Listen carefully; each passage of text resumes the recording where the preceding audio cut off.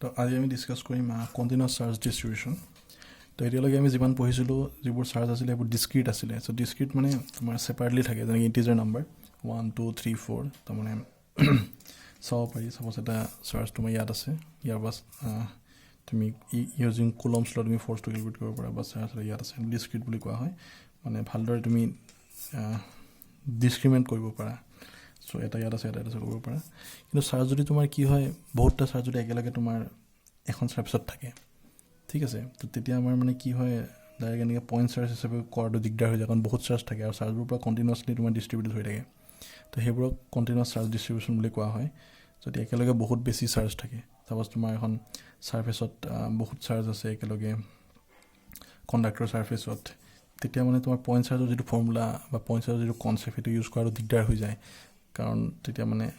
Identify কৰিব দিগদাৰ হৈ যায়। তো সেইকাৰণে তাত আমি কণ্টিনিউৱাছ যিটো চাৰ্জ ডিষ্ট্ৰিবিউশ্যন কনচেপ্ট সেইটো ইউজ কৰিব লাগিব। তো এইটো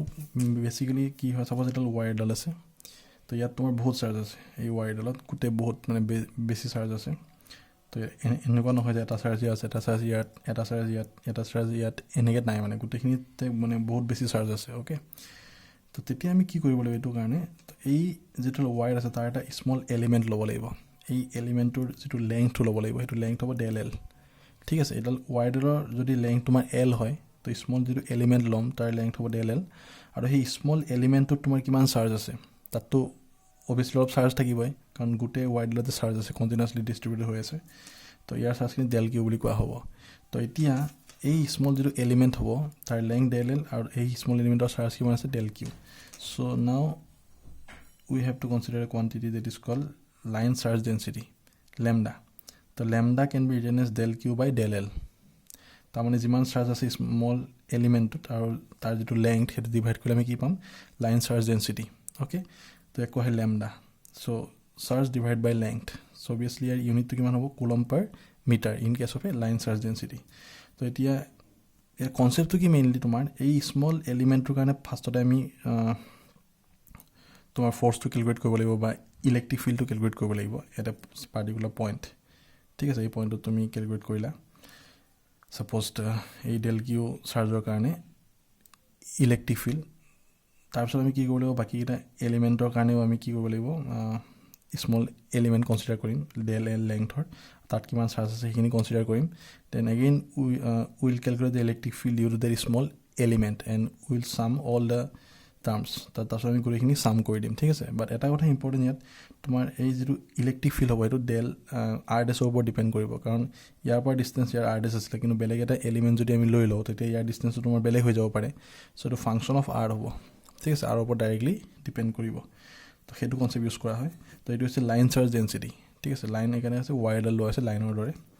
তো নেক্সট আহিব ছাৰ্ফেচ চাৰ্জ। ছাৰ্ফেচৰ ওপৰত বহুত চাৰ্জ আছে। ঠিক আছে, বহুত চাৰ্জ ডিষ্ট্ৰিবিউট হৈ আছে কণ্টিনিউৱাছলি। তো আমি ছাৰ্ফেচৰ এখন এটা স্মল এলিমেণ্ট ল'ম, সেই স্মল এলিমেণ্টটো তোমাৰ ছাপ'জ এৰিয়া কিমান ΔS। অ'কে, আৰু তাত চাৰ্জ কিমান আছে ΔQ। এতিয়া এটা পইণ্ট P আছে ইয়াত, তাত আমি ইলেক্ট্ৰিক ফিল্ড কেলকুলেট কৰিব লাগে। তো ইয়াৰ পৰা ইয়াৰ ডিষ্টেঞ্চ আৰ ডেছ, চ' অভিয়াছলি ইয়াৰ কাৰণে ইলেক্ট্ৰিক ফিল্ডটো আমি কেলকুলেট কৰিব পাৰিম। Okay, using the similar formula that we applied in our last class. So' সেনেকৈ আমি বাকীকেইটা এলিমেণ্টৰ কাৰণেও ইয়াত ইলেক্ট্ৰিক ফিল্ড কেলকুলেট কৰিম, তাত আৰ ডেছটোতো ফাংচন হ'ব। দেন টোটেল ইলেক্ট্ৰিক ফিল্ডৰ কাৰণে আমি কি কৰি দিম, গোটেইখিনি চাম কৰি দিম বা এড কৰি দিম।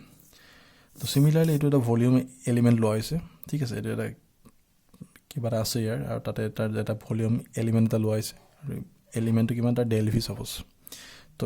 এতিয়া এটা পইণ্ট আছে P, এটা distance r dash from this element, আৰু এই এলিমেণ্টটো তোমাৰ চাৰ্জ কিমান আছে, ছাপ'জ ΔQ চাৰ্জ আছে। ঠিক আছে, নাও ΔQ বাই ΔV সেইটো তোমাৰ কি কোৱা হ'ব, ভলিউম চাৰ্জ ডেঞ্চিটি। কাৰণ এইটো ভলিউমৰ ওপৰত কনচিডাৰ কৰি আছোঁ, ইয়াত আমি চাৰ্ফেচৰ ওপৰত কৰিছিলোঁ, তো চাৰ্ফেচ চাৰ্জ ডেঞ্চিটি আৰু লাইন, চ' লাইন চাৰ্জ ডেঞ্চিটি আছে। ঠিক আছে, এইটো হৈছে ভলিউম চাৰ্জ ডেঞ্চিটি ΔQ বাই ΔV। এই স্মল ভলিউম এলিমেণ্টত কিমান চাৰ্জ আছে ΔQ। নাও the ratio' between ΔQ and ΔV is called the volume charge density and its SI unit is coulomb per meter cube, because the SI unit of volume is meter cube. We all know about this. And similarly the SI unit of surface charge can be written as coulomb per meter square. Okay, and SI unit of line charge density is coulomb per meter. So এতিয়া ইয়াৰ পৰা এটা বস্তু হয় কি, চ' ইয়াৰ পৰা এটা small এলিমেণ্টত তোমাৰ কিমান চাৰ্জ আছে সেইটো কেলকুলেট কৰিব পাৰিবা। del q মানে lambda del l হ'ব পাৰে in case of a line search আৰু in case of a surface search del q equal to কিমান হ'ব sigma del s similarly in case of a volume search তোমাৰ del q can be written as rho into del v so rho represent the volume search density okay তো এতিয়া কি হৈছে চোৱা এই small এলিমেন্টৰ কাৰণে তোমাৰ what will be the electric field at point p ঠিক আছে মই ভলিউমটো কাৰণে কনসিডাৰ কৰিছো এই পেন্ট electric field কিমান হ'ব same thing you can apply for the surface as well as for line search density so now let's see that del A can be written as del E equal to 1 by 4 pi epsilon naught so that is the formula আৰু ইয়াত তোমাৰ কি আছিল q আছিল তাত মনত আছে নে তাত q আছিল তো ইয়াত q ৰ জায়গাত মই কি লিখিম del q লিখিব লাগিব কাৰণ এই স্মল এলিমেন্টৰ কাৰণে কৰি আছো so del q মানে কিমান হ'ব rho del v so এই কাৰণে del q ৰ জায়গাত বা q ৰ জায়গাত মই কি লিখিছো rho del v আৰু ডিসটেন্সটো কিমান ইয়াৰ পৰা r dash so I have written the r dash here ঠিক আছে আৰু এইটো তাৰ ডাইৰেকশন বুজাইছে electric field direction কোন ফালে আছে now you have to find out the total electric field so total electric field due to the charge distribution can be written as the electric field due to defined volume elements we have to add all the electric field due to the defined volume elements তাৰ মানে বাকি ইলেক যিবোৰ volume elements লম তাৰ কাৰণে আমি বেলেগ কি পাম electric field পাম হয় নহয় তো গোটেইখিনি এড কৰিলে আমি total electric field due to this whole charge distribution পাই যাম আমি তো হেতু কথা কৈ আছে ঠিক আছে তেতিয়া তোমাৰ এই বস্তুটো সদায় কনস্ট্যান্টে থাকিব ইউ ক্যান টেক আউটসাইড আৰু সামেশন লিখিব পাৰি সো r dash তো সবৰ কাৰণে বেলেগ হ'ব okay so del E to r dash ৰ ফাংচন হ'ব এটা সো নাও এটা কথা আছে ইয়াত কি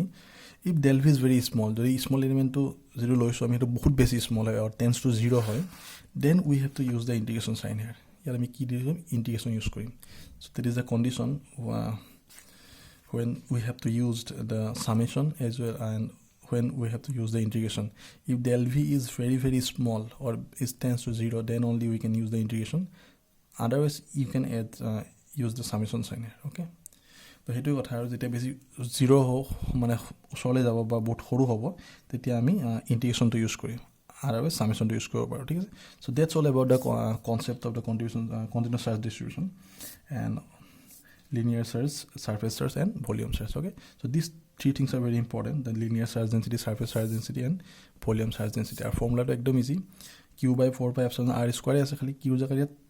এটা স্মল এলিমেন্ট হলে তাৰ চাৰ্জটো কিমান হ'ব del q হ'ব so obviously del q মানে rho del v in case of a volume charge distribution আৰু যদি সাৰফেস ল ইয়াত কি হ'ব sigma del s হয় নহয় sigma del s আৰু যদি লাইন ল তেতিয়া ইয়াত কি হ'ব lambda del l okay so এনেকে আমি ইউজ কৰিব পাৰো so now Gauss law very important so Gauss law states that electric flux through a closed surface is তো কোনো এখন ক্লোজ সারফেস লৈছা তাৰ মাজে যদি ইলেক্ট্ৰিক ফ্লাক্স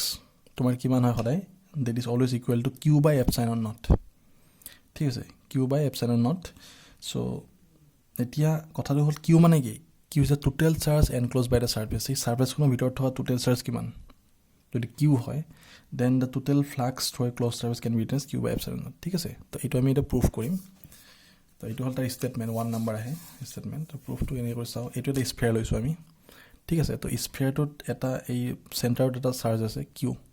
তো স্ফিয়াৰৰ ভিতৰত এটা কি আছে চাৰ্জ আছে q এতিয়া এই স্ফিয়াৰটো এটা স্মল এলিমেন্ট লৈছো মই এইটো দিছে তাৰ এৰিয়া কিমান del s এটা স্মল এৰিয়া লৈছো স্ফিয়াৰ তুমি 3 ডাইমেনশনাল যেটো কনসেপ্ট হেৰি ইউজ কৰা লৈছো আৰু তাৰ ইয়াৰ পৰা ডিসটেন্স যদি r হয় ৰেডিয়াস যদি r হয় স্ফিয়াৰটোৰ ইয়াৰ পৰা ডিসটেন্স কিমান হ'ব r হ'ব কাৰণ গোটে স্ফিয়াৰটো তুমি চাব পাৰা তুমি স্ফিয়াৰৰ যিকোনো এটা পইণ্ট লোৱা তাত স্মল এলিমেন্ট এটা লোৱা সেন্টাৰৰ পৰা তাৰ ডিসটেন্স কৰা কিমান হ'ব স্মল r হ'ব that is the radius of the sphere okay তো এতিয়া এই del s ত তোমাৰ what will be the electric field due to this charge এই চাৰ্জটো কি কাৰণে ইলেক্ট্ৰিক ফিল্ড এক্সপ্ৰেছনটো কিমান হ'ব খেটো লাগে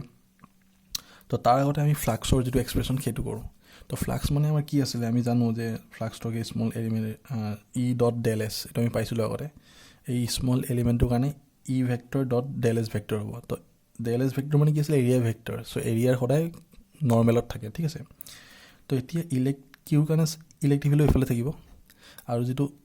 এৰিয়া ভেক্টৰ হেতু সেম ডাইৰেকশনে থাকিব obviously যদি ইয়াত ললো হয় তেতিয়া ইলেক্ট্ৰিক ফিল্ড ইফালে থাকিলে হয় এৰিয়া ভেক্টৰটো একে ডাইৰেকশন থাকিলে হয় তো স্ফিয়াৰ হিচাপে কনসিডাৰ কৰা 3 ডাইমেনশন কনসেপ্টটো ইউজ কৰা তুমি ঠিক আছে ইয়াত 2 ডাইমেনশন দেখাব গৈছে তো that means the direction of the electric field vector and direction of the area vector are same. So সেইকাৰণে এই দুটাৰ মাজত কি হ'ব তোমাৰ ডট প্ৰডাক্টটো তো ই ডট ডেল এছ এইটো মই এতিয়াও সাপোজ ডট প্ৰডাক্টটো ৰাখিছোঁ সো ই ভেক্টৰ কিউ বাই 4 পাই এপচিলন আৰ স্কোৱাৰ এইটো তাৰ এক্সপ্ৰেশ্যন সো ভেক্টৰ লিখাৰ কাৰণে আৰ কেপ মানে ইলেক্ট্ৰিক ফিল্ডৰ ডাইৰেকশ্যন আৰু ডেল এছ ভেক্টৰটো ডেল এছতে ৰাখি থৈছোঁ মই ঠিক আছে তো এতিয়া ইলেক্ট্ৰিক ফিল্ড ভেক্টৰ আৰু এৰিয়া ভেক্টৰ ডাইৰেকশ্যন একে তাৰমানে আৰ কেপ আৰু ডেল এছ ভেক্টৰ ডাইৰেকশ্যন একে সো অবভিয়াছলি এইটো কিমান হৈ যাব কছ 0 তো 1 তো আৰ কেপৰটো মেগনিটিউড 1 হয় সদায় সো এটা কি থাকিব কিউ বাই 4 পাই এপচিলন এছ ডেল এছ ঠিক আছে এই বস্তুটো কনসেপ্টটো ক্লিয়াৰ হৈছে so this is the total flux through this small element del s এটা গোটেই স্ফিয়াৰটোৰ কাৰণে আমি উলিয়াব লাগে টোটাল ফ্লাক্স তো তাৰমানে কি আমি বেলেগ বেলেগ এলিমেণ্ট কনচিডাৰ কৰিম ইয়াত তো যতে মই এলিমেণ্ট কনচিডাৰ কৰোঁ চেণ্টাৰৰ পৰা তাৰ ডিষ্টেঞ্চ সদায় কিমান হ'ব স্মল আৰ হ'ব সেইটো তুমি চাব পাৰা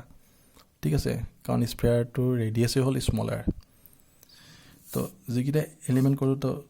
টোটেল আমি তাৰ ফ্লাক্সটো আমি কি কৰি দিম এড কৰি দিম এড মানে সামেশ্যন of all the flux of small element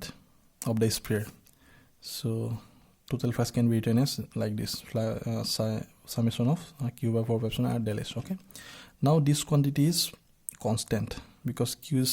fixed, r is same for all the small element, so you can take outside this term eto loyana etia summation of del s mane ki gote bilak small elementor এৰিয়াটো কি যোগফল গোটেইখিনি যোগ কৰিছোঁ তো আমি যদি ইয়াৰ এটা স্মল এলিমেণ্ট লওঁ ইয়াৰ এটা লওঁ গোটেইখিনি লৈ যোগ কৰিলোঁ তাৰমানে আল্টিমেটলি আমি কি পাম the total area of the sphere ঠিক আছে তো that is written as as is called total area of the sphere স্ফিয়াৰৰ যদি ৰেডিয়াছ স্মল আৰ হয় what will be the expression of area of a sphere 4 pi R square হয়নে চ' ইয়াত কি 4 পাই কেঞ্চেল গ'ল কৈছে আৰ স্কোৱাৰ কেঞ্চেল কৰি থাকিল কি